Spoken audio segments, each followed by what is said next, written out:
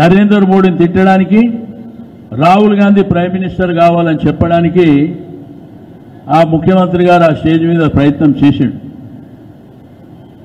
మీ మోసపూరితమైనటువంటి హామీలన్నీ ఈ బీసీ సమాజానికి సమాజంలో ఉన్నటువంటి బీసీ వర్గాలను మేల్కొల్పడానికి మేము బీసీ కథన బేరి మరి ఇక్కడ కరీంనగర్లో 14వ తేదీన ఆ శంకారావం పూరించబోతున్నాం.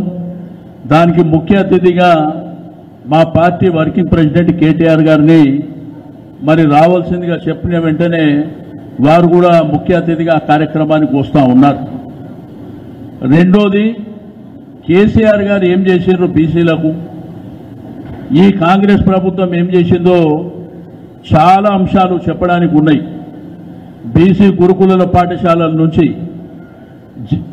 ఇంజనీరింగ్ కాలేజీలు, డిగ్రీ కాలేజీల వరకు బీసీ ఓవర్సీస్ స్కాలర్షిప్ కానివ్వండి, రైతు బంధు, రైతు బీమా కార్యక్రమాలు కానివ్వండి, పునరుద్ధరణ పెంపొందించడానికి చేసినటువంటి బ్రహ్మాండమైనటువంటి కార్యక్రమాలు కానివ్వండి, అట్లా అనేకమైనటువంటి కొన్ని లక్షల కోట్ల రూపాయల బడ్జెట్ బీసీల కోసం బీఆర్ఎస్ ప్రభుత్వం చేసింది.